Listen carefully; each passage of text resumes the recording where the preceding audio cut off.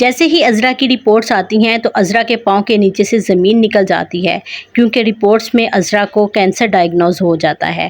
عذرا بہت زیادہ پریشان ہوتی ہے اور اپنی ماں کے پاس آ کر روتی ہے اور کہتی ہے کہ امی یہ دیکھیں، یہ رپورٹس میں کیا آیا، یہ میری رپورٹس نہیں، یہ کسی اور کی رپورٹس ہیں۔ اس کی امی کہتی ہیں کہ عذرا یہ تمہاری ہی رپورٹس ہیں، اس پر تمہارا نام ہی لکھا ہے۔ لیکن عذرا کہتی ہے کہ امی نہیں، ایسا نہیں ہو سکتا، میں ابھی نہیں مرنا چاہتی، میں اپنے بچوں کو نہیں چھوڑ سکتی۔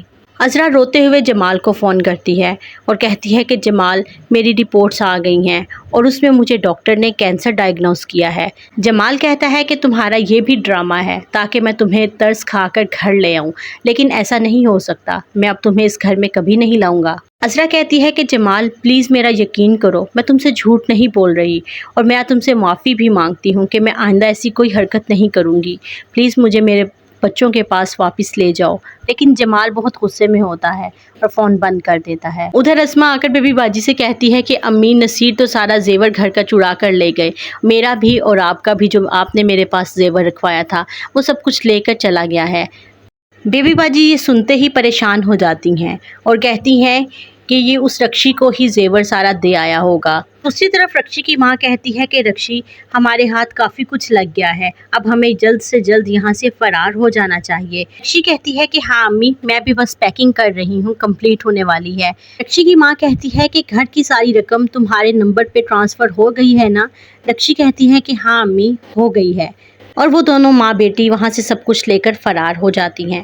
نصیر اپنے معمول کے مطابق رکشی کے گھر آتا ہے، جیسے ہی آگے دیکھتا ہے کہ گھر کو تالا لگا ہوتا ہے وہ بہت پریشان ہوتا ہے، پھر بھی دروازہ نوک کرتا ہے کہ شاید دروازہ کھل جائے، لیکن دروازہ نہیں کھلتا اور وہ جا کر پراپرٹی ڈیلر سے پوچھتا ہے کہ رکشی اور اس کی ماں کہاں گئی ہیں۔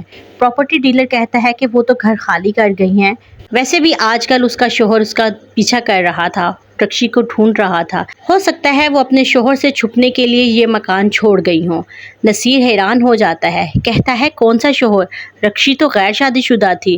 وہ کہتا ہے کہ نہیں، اس کی شادی ہو چکی تھی اور وہ طلاق یافتہ تھی، اس نے آپ کے ساتھ جھوٹ بولا ہوگا، اس کی کوئی ایک شادی تھوڑی ہوئی، اس نے تو کئی شادیاں کی اور کئی طلاقیں لیں۔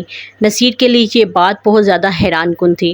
نصیر وہاں سے جلدی سے جاتا ہے اپنے فلیٹ کا پتہ کرنے اور وہاں سے پہلے سے کچھ لوگ موجود ہوتے ہیں اور وہ کہتا ہے کہ آپ کون ہیں؟ وہ کہتے ہیں کہ ہم اس گھر کے نئے مالک ہیں، ہمیں رکشی نے یہ مکان بیچ دیا ہے۔ ادھر ولید کو بھی پتہ چل جاتا ہے کہ سمن کی منگنی ہو گئی۔ ولید اسما بھابی سے پوچھتا ہے کہ اسما بھابی، کیا سمن کی رضامندی سے اس کی منگنی ہوئی؟ اسما کہتی ہے کہ ولید مجھے نہیں پتا، کیونکہ منگنی کے بعد میری اس سے کوئی بات نہیں ہوئی۔